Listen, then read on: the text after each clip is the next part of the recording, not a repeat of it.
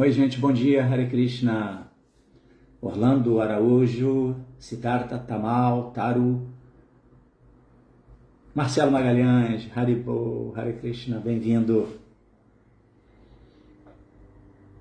Simone Matos também. Obrigado, Marcelo Magalhães, mais uma vez por essa benevolência e boa vontade de sinalizar que som está ok, imagem ok. Então, hoje, quinta-feira, né? Eu sou o Mahaprabhu Kripadasa. Normalmente eu faço a leitura do Srimad Bhagavatam às sextas-feiras, mas excepcionalmente nessa semana eu estou fazendo hoje na quinta-feira, até porque amanhã eu vou fazer a transmissão pela Mayapur TV Brasil, vou fazer uma live lá também do Bhagavatam. Então é isso, né? Hoje, quinta-feira, dia 6 de março de 2025, e estamos nós aqui nessa jornada na busca por conhecimento, né, sob a luz do farol de Srila Prabhupada, né? Todos os... Fala, Braulio. Hare Krishna, Haribol, bem-vindo aí. Então é isso, a gente está no... Vamos finalizar hoje o 18º capítulo do terceiro canto. Esse capítulo é intitulado A Batalha entre o Senhor Javali, que é Varahadeva, né? E Hiranyaksha, um demônio muito poderoso. Mary Krishna, minhas reverências, Mary Krishna, todas as glórias a Srila Prabhupada.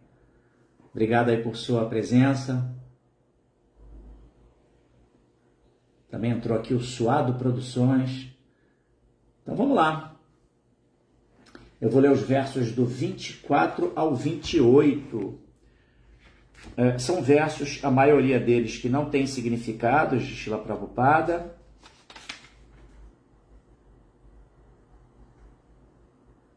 E o primeiro tem um pequeno significado, mas enfim, vou seguir aqui a instrução do nosso orientador, né?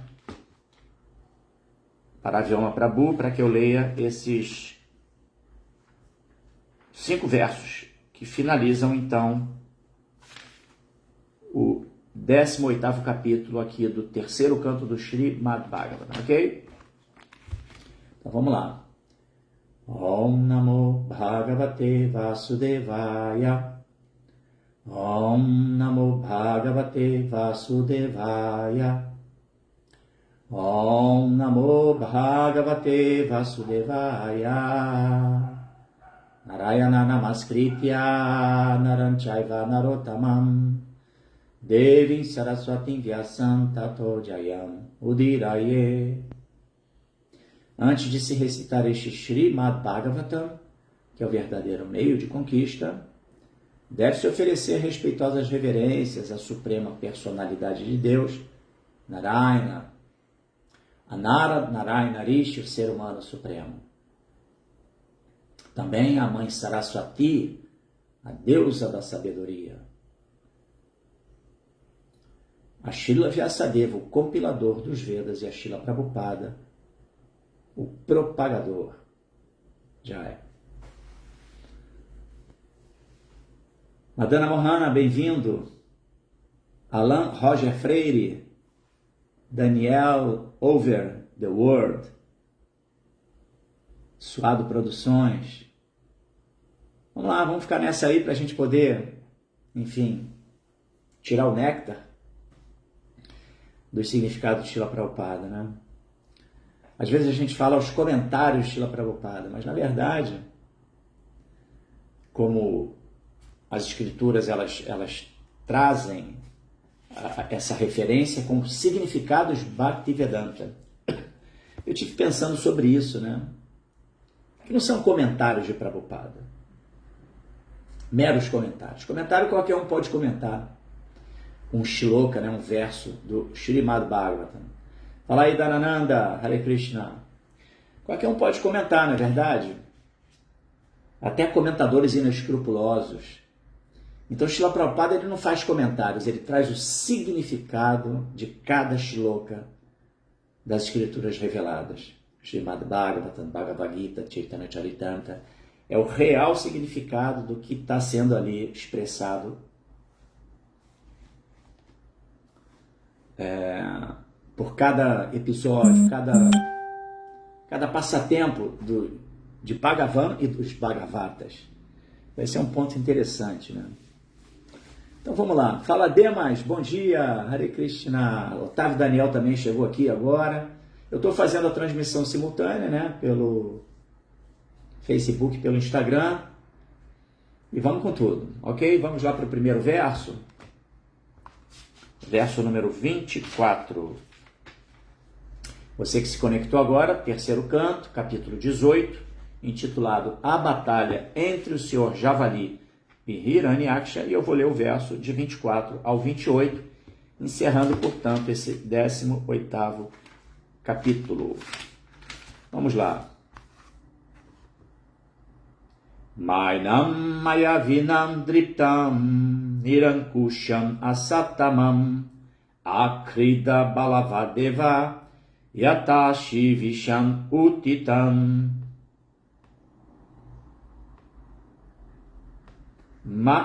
Enam le maya vinam, habilidoso em urdir artimanhas. Driptam, arrogante. Nirankusham, autossuficiente. Asatamam, malvadíssimo. Akrida, brincar com. Balavat, como uma criança. Deva, ó Senhor. Yata, como. Ashivisham, uma serpente. Utitam, estimulado. Então vamos lá, tradução e significados dados por sua divina graça, Bhaktivedanta Swami Srila Prabhupada aqui, Jai. Jai Srila Prabhupada. O Senhor Brahma continuou: meu querido Senhor, não há necessidade de brincar com este demônio viperino, que é sempre muito habilidoso em urdir artimanhas, sendo arrogante, autossuficiente e malvadíssimo. Significado. Jai Srila Prabhupada. Ninguém fica triste quando matam uma serpente. É costume, entre meninos de aldeias, pegar uma serpente pela cauda, brincar com ela por algum tempo e depois matá-la. Analogamente, o Senhor poderia ter matado o demônio de imediato, mas ele brincou com ele da mesma maneira que uma criança brinca com uma serpente antes de matá-la. Brahma sugeriu, entretanto, que por ser o demônio mais malvado e indesejável que uma serpente, por ser o demônio mais malvado e indesejável que uma serpente, não havia necessidade de brincar com ele. Era seu desejo que ele fosse morto imediatamente, sem demora. Srila Prabhupada aqui já. Eu vou ler os versos subsequentes e fechar esse capítulo. Depois eu comento, porque esses próximos versos, eles não têm significados, mas tem alguma coisa para se extrair aqui, tá? Então vamos lá, verso 25. Nayavadesha vardeta swavelam prapya darunaha swandeva mayam astaya tavajahi agam achyuta. Eu vou direto para a tradução, tá? Não vou ler palavra por palavra. Brahma continuou: meu querido senhor, tu és infalível. Por favor, mata este demônio pecaminoso antes que chegue a hora demoníaca e ele possa apresentar outro formidável confronto favorável a ele. Tu certamente podes matá-lo através de tua potência interna. Verso 26. Eshagoratama Sandhya Lokachambatkari Prabhu Upasharpati Sarvatman Suranam Jayam Avaha. Meu senhor, a escuríssima noite que cobre o mundo aproxima-se rapidamente. Uma vez que és a alma de todas as almas, por favor, mata-o e conquista a vitória para os semideuses. Verso 27. Adonai Shobijin Nama Yogo Malhurtiko Hi Agat Shivaya Nastvam Suridam Ashunistaradussaram. O período auspicioso conhecido como Abhijit, que é muito oportuno para a vitória, começou ao meio-dia e já se passou quase por completo. Portanto, no interesse de teus amigos, por favor, dá cabo rapidamente deste formidável inimigo. Olha que interessante, né? O Senhor Brahma se dirige a Varahadeva e assim adjetivando Hiranyaksha como um inimigo formidável. Dishtya-tvam vihitam mrityum ayam asadita swayam vikramyainam mridehatva lokam adehi sarmani. Para nossa fortuna, este demônio veio por sua própria conta até vossa onipotência, tendo sua morte ordenada por ti. Portanto, exibindo tuas proezas, mata-o no duelo e estabelece a paz nos mundos. Shila Prabhupada Ki Jai. Om Gyana Timirandasya Gyananjana Shalakaya Chakshurum Militanjana Tasmai Shri Gurave Namaha. Eu nasci na mais obscura região da ignorância e o meu mestre espiritual está abrindo os meus olhos com a chote do conhecimento. Ofereço-lhe, portanto, as minhas mais humildes e respeitosas reverências. Namam Vishnupadaya Krishna Prestaya Bhutale Srimate Bhakti Vedanta Swamini Namine Shirupa Sanatana Bhatta Raghunatha Siddhiva Gopal Bhatta Dasa Raghunatha Sadhu Goswami Prabhuski Jai. Vanchakal Patarubhyascha Kripa Sindhu Bhyaevacha Patitanam Pavanebhyo Vaishnavebhyo Namo Namaha. Jaya Sri Krishna Chaitanya Prabhu Nityananda Shri Advaita Gadadhara Shivasadi Gaura Bhaktavrinda. Hare Krishna, Krishna Krishna, Hare Hare, Hare Rama, Rama Rama, Hare Hare. Então você que se conectou agora, eu me chamo Mahaprabhu Kripadasa, estamos aqui nessa jornada do Srimad Bhagavatam, hoje, quinta-feira, 6 de março de 2025, e eu li os versos do 24 ao 28, encerrando o 18º capítulo do terceiro canto do Srimad Bhagavatam. Esse 18º capítulo é intitulado A Batalha entre o Senhor Javali e Hiranyaksha. Então vamos lá ler um dos versos, né, o primeiro, que tem o significado de Srila Prabhupada. Eu vou aqui repetir o Shloka e a sua tradução.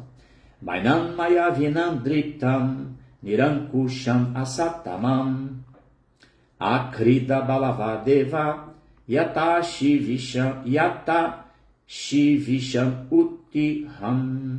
utitam. O Senhor Brahma continuou: meu querido Senhor, não há necessidade de brincar com este demônio viperino, que é sempre muito habilidoso em urdir artimanhas, sendo arrogante, autossuficiente e malvadíssimo.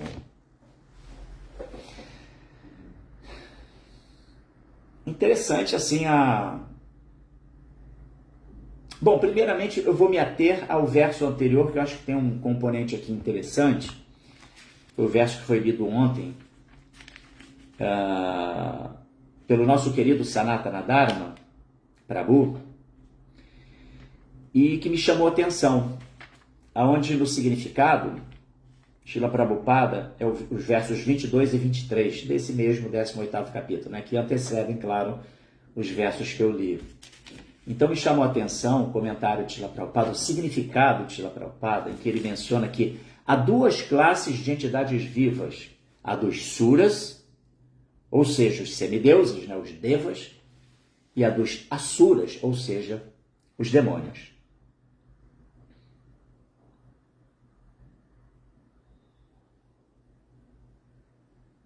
E aí, Prabhupada ainda complementa, de um modo geral, os demônios gostam de adorar os semideuses. E, evidentemente, mediante tal adoração, eles conseguem mais poder para o gozo de seus sentidos, tá? Isso é muito, assim, significativo, né? A gente entender sobre duas classes de entidades vivas que existem. Porém, duas classes de entidade viva que existem no plano de existência material. No plano do absoluto, no plano espiritual, transcendental, nos planetas Vaikunta, assim como lá em Goloka Vrindavana, que é o planeta mais elevado do plano do absoluto, não existem demônios. Somente aqui no plano de existência material. Isso me trouxe assim uma reflexão, porque a gente sabe que Krishna, sempre que ele se manifesta aqui no plano de existência material, ele vem por uma motivação básica, que é auxiliar nós, Nitya Bhadas, almas diva, atmas, né? Somos, assim, seres marginais dentro da criação de Krishna, né? Tatasta Shakti. Então, por conta disso, estamos presos no redemoinho do mundo material, submetidos ao samsara, ciclo, interminável ciclo de nascimentos e mortes. Então, por esse motivo, Krishna vem para nos dar uma boia de salvação, né? Para poder, assim, oferecer uma oportunidade do despertar para a nossa dependência de Krishna, tá? A nossa identidade verdadeira como parte integrante de Krishna. Seres individuais, mas partes integrantes de Krishna, e que, consequentemente, tem como função principal servir Krishna, tá? Então, essa é a motivação externa de Krishna. E a gente sabe que ele sempre tem as motivações internas. Interesses pessoais da Suprema Personalidade de Deus que o fazem vir a esse mundo, tá? Então, pensando sobre isso, eu falei, poxa vida, além desse mundo material, ele é um plano que aloca essas diva atmas, que somos nós. E esse mundo existe, a causa externa para a existência desse mundo é exatamente dar abrigo para nós. Mas tem uma motivação interna de Krishna também, certamente, que é o desejo que ele tem de protagonizar grandes acontecimentos, inclusive lutar. Krishna gosta desse embate. Interessante, né? Então, eu vejo isso como a sua motivação interna para a existência do plano material. Mas o fato é que, então, voltando ao ponto, são devas e asuras que existem, semideuses e demônios, dentro do plano de existência material, né? Pessoas com uma propensão exacerbada do gozo dos sentidos. Em última análise, todo mundo que está aqui dentro tem um quê de demônio. Porque, de alguma forma, enquanto não desenvolve uma percepção dessa criação como sendo pertencente a alguém, que é a Suprema Personalidade de Deus, e, portanto, estabeleceu uma vida nesse mundo com um mínimo de conexão com a fonte de geração de tudo que existe, né? Enquanto a pessoa não tivesse despertar, mínimo, básico, as suas ações são demoníacas, né? A gente sabe que demônio, dentro do conceito védico, é um materialista, né? E claro, quanto mais materialista a pessoa se torna, quanto mais ela se emaranha no princípio de gratificação dos sentidos, aonde ela perde a noção das suas condutas para a obtenção da gratificação dos sentidos, aí esse conceito demoníaco ele vai ficando cada vez mais denso, né? chegando a aproximar-se do conceito demoníaco do Ocidente, né? Aquela pessoa muito danosa, uma pessoa muito perniciosa para o meio social. Enfim, então,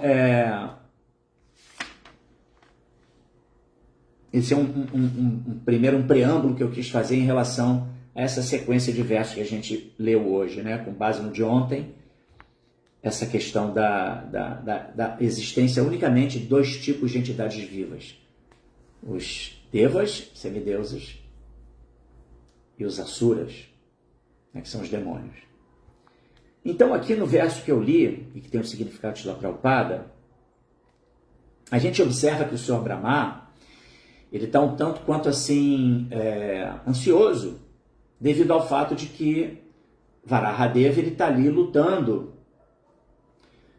com uma certa autossuficiência, claro, né? A própria Suprema Personalidade de Deus, dotado de todas as potencialidades, o Senhor de tudo, a verdade absoluta, não é isso? Uma manifestação da verdade absoluta, então está tudo sob o seu controle, sob o seu absoluto controle, não é verdade? Mas o Senhor Brahma fica incomodado com isso, temendo, né, com base nas suas referências, a possibilidade de que Hiranyaksha, ele dificulte as ações de Varahadeva. O que é um grande temor para os administradores do universo, uma vez que Varahadeva estava assim promovendo grandes ações danosas para todo o universo, né? Então, é uma preocupação que o Senhor Brahma demonstra, assim, e muito pertinente, naturalmente, né? Porque, primeiro, Hiranyaksha, ele não tinha oponentes para ele. Nenhum semideus tinha a capacidade de se rivalizar com ele, de lutar contra ele. Ele era muito poderoso. A gente já falou sobre isso aqui, né? Na sequência dos versos, que, claro, Hiranyaksha, ele veio para esse mundo amando, né? Hiranyaksha, assim como Hiranyakashipu, seu irmão, são Jai Vijay, os porteiros de Vaikunta, lá do mundo espiritual. E, portanto, não são pessoas comuns. E Krishna, particularmente, os dota de potências muito poderosas mesmo, né? Grandes potências, para a execução dessa grande lila, né? Essa lila de Krishna como Varahadeva, que ele se manifesta como um javali, entendeu? Uma coisa assim completamente inusitada. É um lila avatara, né? A gente conhece os lila avataras de Krishna, né? A Varahadeva, Nrsimhadeva, também Matsya Avatara. São, assim, manifestações divinas onde Krishna vem, assim, executar seus passatempos. Mas Brahma, então, ele se pega o quê? Qual é o temor de Brahma? Ele se pega, assim, na questão dos sandhyas. São os momentos do dia. A gente sabe que as escrituras védicas explicam isso, né? Que o dia, ele é dividido em diferentes momentos, energeticamente auspiciosos ou não auspiciosos. Isso também em razão da dualidade do plano de essência material, que tudo é dual, tudo tem dualidade. Então tem horários que são horários muito auspiciosos, como por exemplo, a gente sabe muito bem disso, né? Mangalarati, horário extremamente auspicioso para práticas meditativas, para o estudo das escrituras, não é verdade?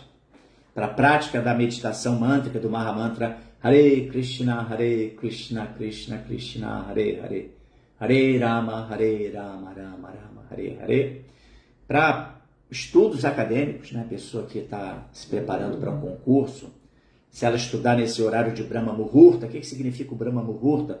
1h30 antes do nascer do sol até 1h30 depois do nascer do sol. Nessa época do ano, o sol está nascendo por volta de, acho que pouco antes de 5 da manhã, não é isso? E portanto, 1h30 antes.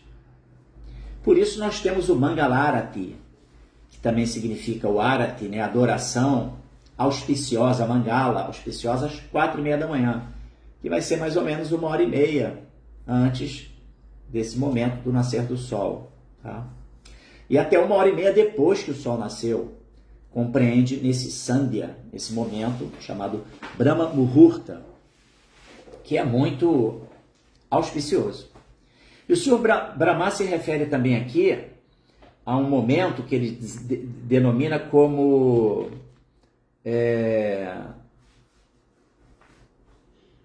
ele fala assim, no verso 25, mata este demônio pecaminoso antes que chegue a hora demoníaca e ele possa apresentar outro formidável confronto favorável a ele. Olha a preocupação do Sr. Brahma, que é o momento do entardecer, não é verdade? Quando começa o entardecer, que energeticamente o mundo começa, o nosso planeta, ele começa o quê? A ficar na escuridão. Então esse não é um momento auspicioso. A gente sabe também que depois, lá para meia-noite, também é uma hora que tem uma mudança nesse Sandhya, e não é auspicioso também. Inclusive, que foi o momento em que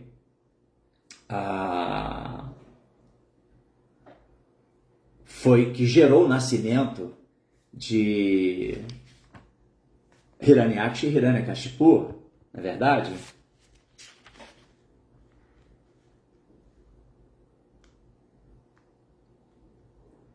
E Brahma também se refere a um outro momento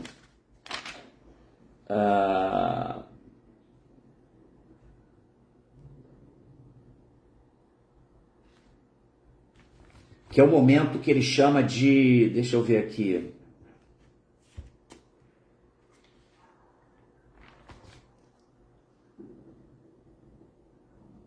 um período auspicioso que ele chama, conhecido como Abhijit. Aí ele fala que é muito oportuno para a vitória. Começou ao meio-dia e já se passou quase por completo.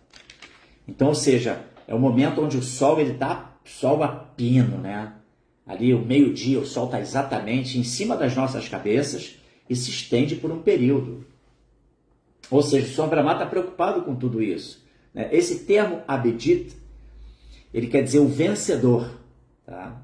E também ele é uma estrela dentro da constelação védica, tá? Abhijit, o vencedor.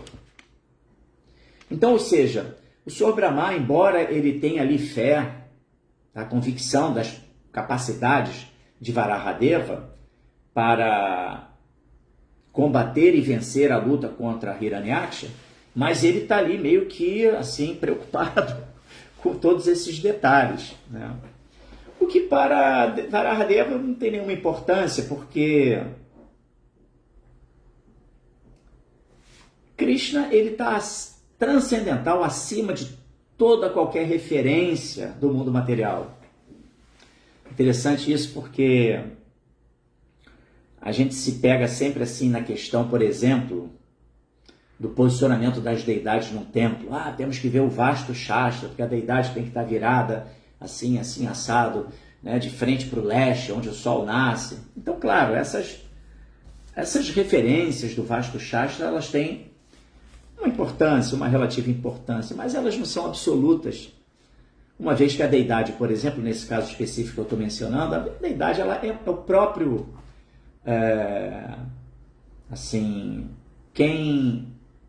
o criador dos pontos cardeais, quem é? Quem é que está acima de tudo? Quem é que cria tudo? É o Senhor Krishna. Então ele está além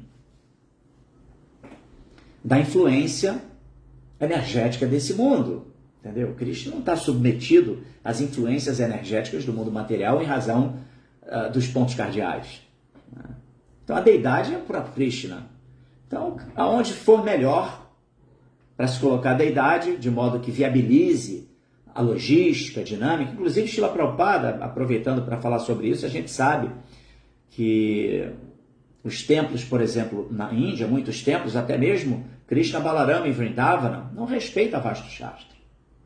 Não tem essa referência ali, esse cuidado todo. Por quê? Prabhupada viu a questão ali do terreno e viu qual era a melhor forma de se colocar as deidades, utilização do terreno, a logística para a utilização do terreno, mais favorável para o acesso de pessoas, enfim, o trânsito de pessoas.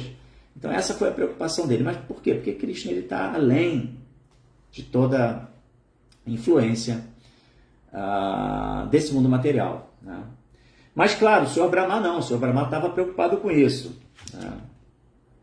Então, é interessante que na batalha entre Prabhupada, aqui no verso que eu li, que tem um significado, Prabhupada faz uma analogia das crianças que vivem em aldeias lá na Índia, né? Essa é uma referência que Prabhupada dá das crianças lá na Índia, em que é normal elas brincarem com cobras peçonhentas, né?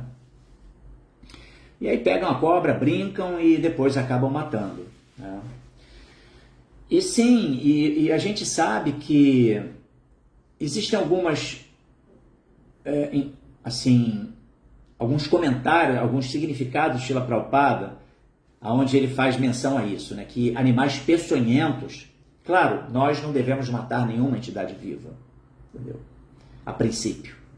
Mas quando existe um animal peçonhento que ele oferece risco, aí você deve sim, nós temos o direito, né, assim, de pedir licença a Krishna e aí eliminar aquele ser que pode causar um dano maior, né, dentro de uma família, enfim. E porque a vida humana, ela tem maior importância, maior relevância, né? Uma alma que se encontra numa forma humana, dotada das potencialidades da forma humana, com a possibilidade de estabelecimento da conexão com Deus, né? Processo de meditação, de oração, religiosidade, né? Espiritualidade, ela pode promover atos muito mais importantes do que uma alma que se encontra num corpo peçonhento e que, portanto, pode gerar um dano para seres que estão numa jornada espiritual de maior relevância, mais importante, né? Mas ainda assim a gente vai pedir permissão a Krishna, tá?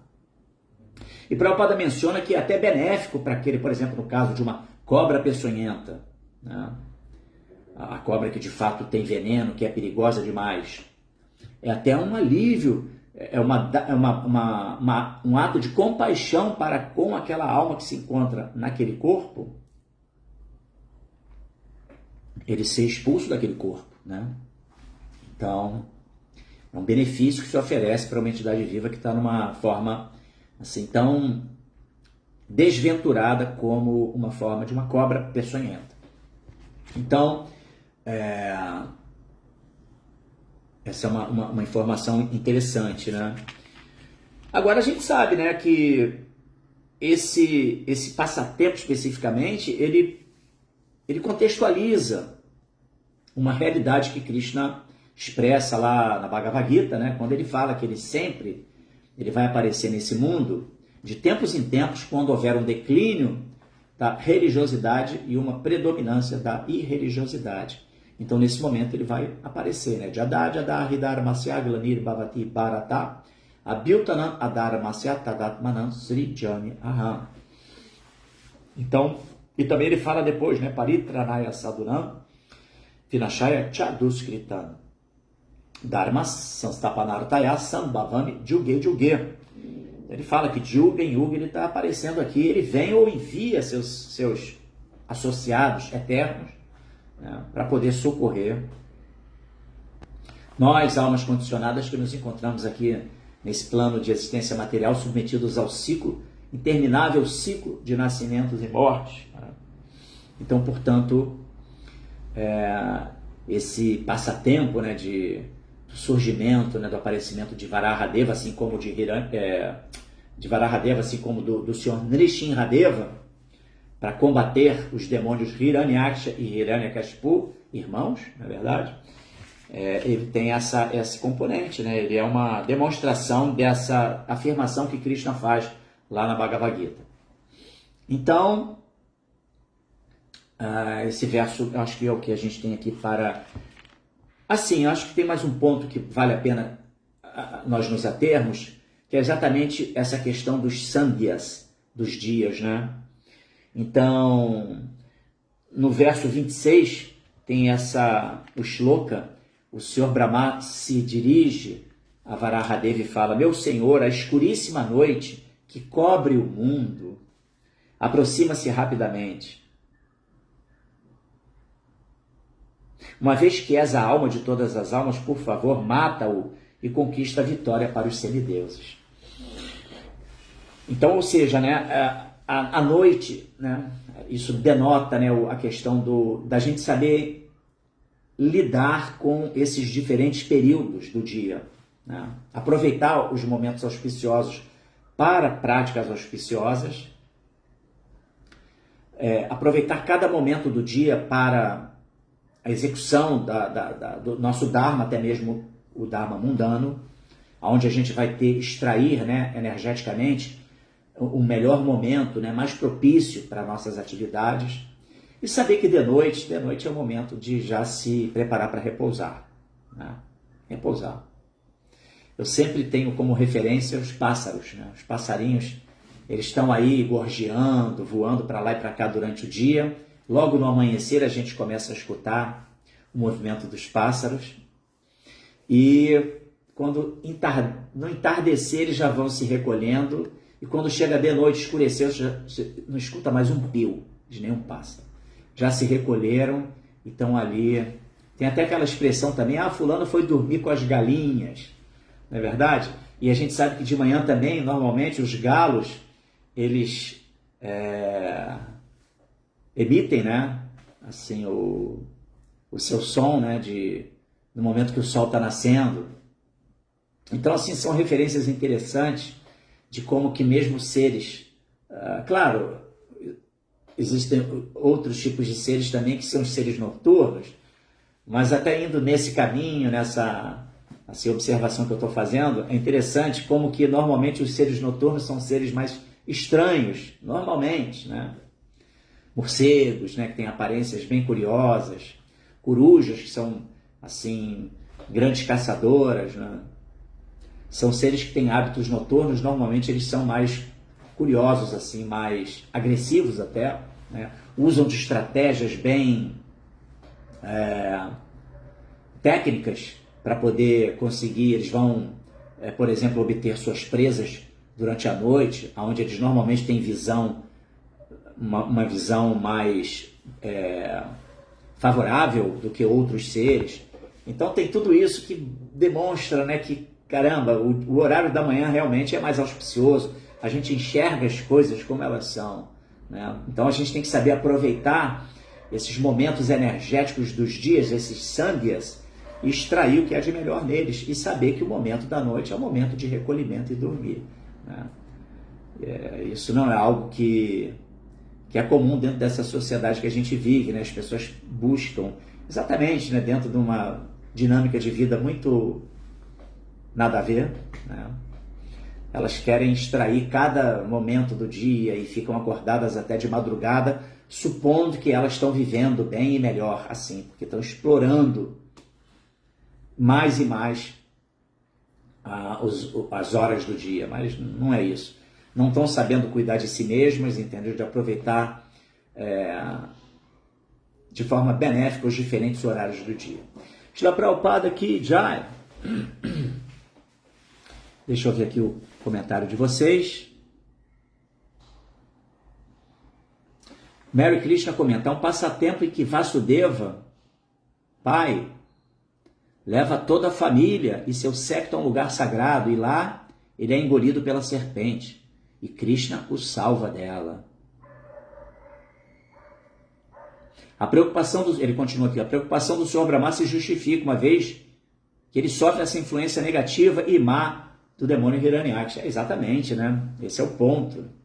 Ele está ali ele está oprimido, porque ele não tem ferramentas para poder combater esse demônio. Esse demônio está além da capacidade de qualquer sura, né, ou qualquer semideus de lutar contra ele. Então, portanto, fala aí, Ponte de Campos, Haribol. Então ele, sim, ele... Marcelo Magalhães pergunta aqui, o que estava sendo disputado nessa batalha entre os dois? A soberania no plano de existência material. Hiranyaksha estava dominando tudo e todos, entendeu? Estava estabelecendo ali é o mesmo princípio normal, né, da preservação do Dharma em detrimento do Adharma. Né? Proteção do Dharma. Eu fiz menção àquele verso, né? Paritranaya sadhunam vinashaya cha duskritam dharma sanstapanartaya sambhavami juge juge. Onde Krishna fala, né, que eu venho a esse mundo de tempos em tempos para proteger as pessoas de mentalidade santa, né, os devotos, e para matar Chaduskritam, para matar os demônios. E aí ele fala Dharma Sanstapanartaya, e para restabelecer o Dharma. São os princípios, né, positivos, divinos da vida. Muito importante, né?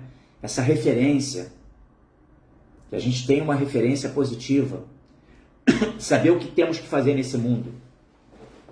Por exemplo, Chatupurushartas, Dharma, Artha, Kama e Moksha. São esses quatro, assim, quatro fases que podem ser estabelecidas com base nos Vedas, não é isso? Dharma, compreensão de qual é a meta da vida. A gente precisa ter uma compreensão básica de o que é certo, o que é ético, como eu devo me comportar nesse mundo, como é que eu devo agir, entendeu? Com base na referência dos Vedas. Os Vedas trazem os Chatupurushartas, né? Eles dão essa referência, né? Dharma, primeiro ponto, né? Primeira referência, né? Qual é a meta aqui? O que eu estou fazendo aqui? O que eu devo fazer? Aí, uma vez que você cumpre o Dharma, que você se encaixa dentro do Dharma, aí pronto, a sua vida se torna auspiciosa. Artha, desenvolvimento econômico, é uma consequência natural. A pessoa vai se desenvolver economicamente, porque ela está ali agindo, né, minimamente dentro do controle de Krishna, em última análise. Aí Kama, aí porque ela tem desenvolvimento econômico, ela consegue viver de uma forma em que ela se gratifica, né? Ela satisfaz seus sentidos também, né? E depois Moksha, que é uma vez que você já experimentou de tudo nesse mundo, já entendeu que não, existe uma causa mais elevada, aí você entende que esse mundo é transitório, temporário, aí você vai buscar então Moksha, liberação, que é um primeiro passo para você entendendo a característica desse mundo material, transitório, temporário, efêmero, e você não, eu quero sair desse mundo não está com nada, entendeu? Eu sou uma alma, né? Um primeiro passo, né? Porque, claro, as grandes almas, né, os Mahatmas, eles sequer almejam liberação, eles querem só servir Krishna e deixa a cargo de Krishna deliberar sobre aonde é que eles vão atuar, né? O desejo de Krishna, eles estão sempre assim prontos para servir Krishna, até mesmo nos planetas infernais, né? Mas é um estágio de consciência muito elevado. Mas em última análise, Marcelo, é isso, é o Dharma, preservação do Dharma, e afastar o Adharma, tá? O Rubens Revatipati, sem seguir corretamente, uma pessoa não pode seguir cantando. Peraí, deixa eu...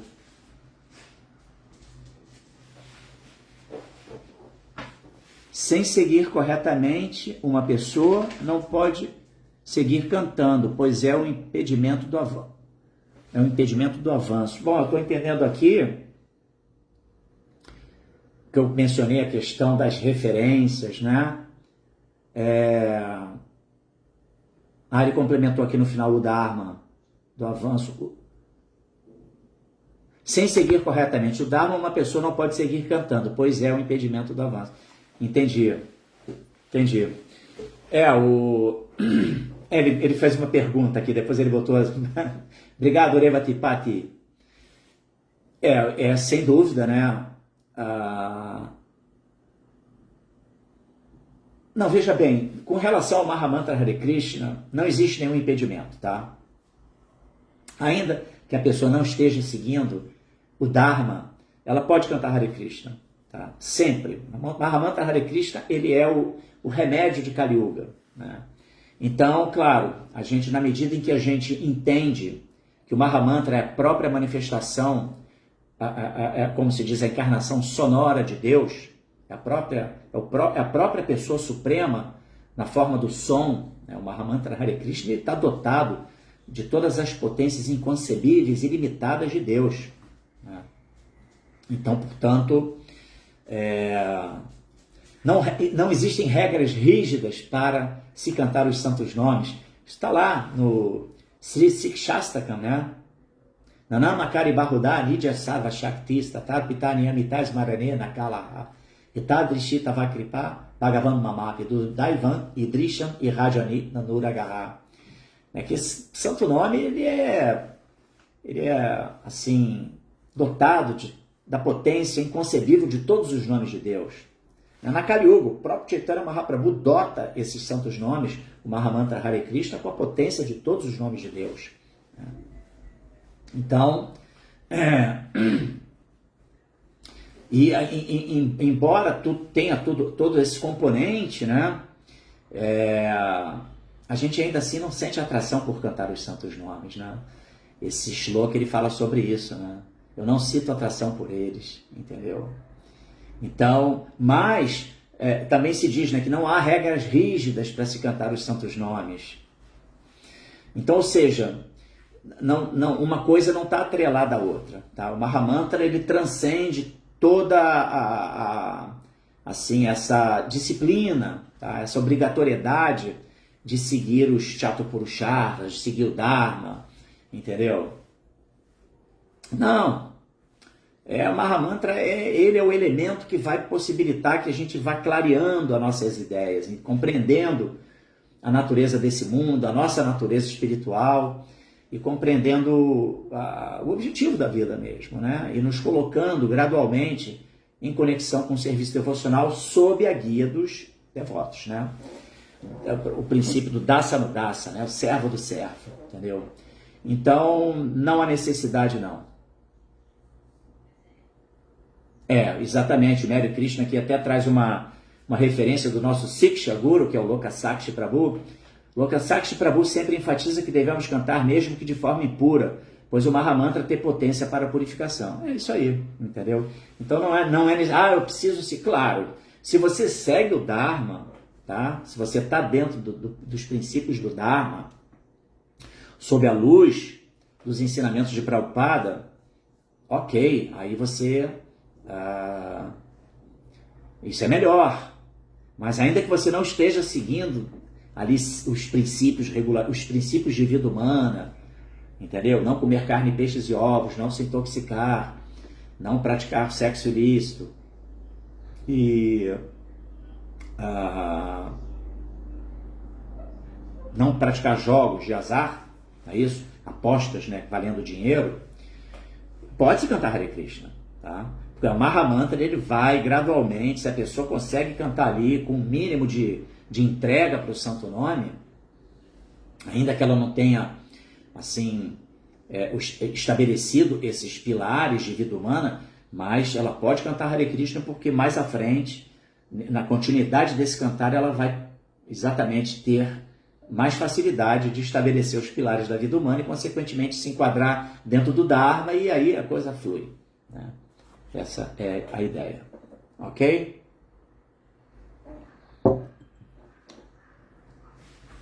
Aqui o Mary Krishna traz um comentário, realmente esse é o ponto. O nosso desejo sincero deve ser a purificação. Para servir Krishna, né? Pedir a Krishna, me purifique, que eu me purifique para poder servi-lo mais e melhor. É esse o ponto. Como é que estamos aqui, a turma do... Opa, tem aqui um... Vou chegar aí, Braulio, só um segundinho, deixa eu ver se teve algum comentário anterior ao seu. O AC10 aqui, Hare Krishna, chant and be happy. Hare Krishna. É isso aí, cante e seja feliz. Aqui o Suado Produções. O que é Lila? Bom, eu já falei, né? Lila são os passatempos de Krishna, onde ele vem e executa seus passatempos, um grande teatro transcendental, onde através desses episódios magníficos, transcendentais, fica o legado, né, do conhecimento e, enfim, os princípios do Dharma são esclarecidos, entendeu? Tudo isso através das lilas de Krishna. Obrigado por sua... Assunção Oliveira, Hare Krishna, aqui por essa sua indagação, tá? Suado Produções. Depois disso nós temos... Só um segundinho, gente. Aí vem o... Pode deixar a referência do escrito sobre Krishna vir ao mundo para proteger as pessoas? Com certeza. Vou te dizer agora. Capítulo...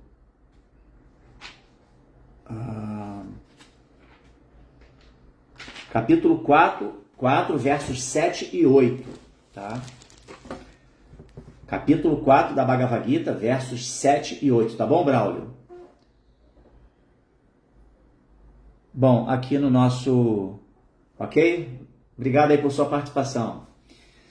Temos aqui o nosso Sanatana Dharma que se conectou, minhas reverências também. Sanatana Dharma deu ontem também uma aula bem iluminante, muito legal, onde eu trouxe inclusive aquela referência, né, do significado de Srila Prabhupada. Ele leu uma sequência de versos e o verso que tem o significado, Prabhupada fala, o último verso que ele leu, né, que há duas classes de entidades vivas, né, os demônios e os semideuses, os asuras e os suras, né? Então que eu já me, assim... referia isso aqui nessa leitura de hoje. Gente, então, acho que tá bom por hoje. Amanhã, sexta-feira, né, que é o dia que normalmente eu faço a transmissão aqui pela a live da ISKCON Rio. Fiz hoje antecipadamente. Amanhã eu vou estar conectado lá com Maya por TV Brasil, fazendo a leitura de amanhã do Maya por TV Brasil. Obrigado a todos vocês que participaram aqui. E valeu, Braulio, obrigado você também, tá? Hare Krishna, bom dia para todos. Reverências a todos. Srila Prabhupada aqui, Jai. Fico por aqui então. Hare Krishna.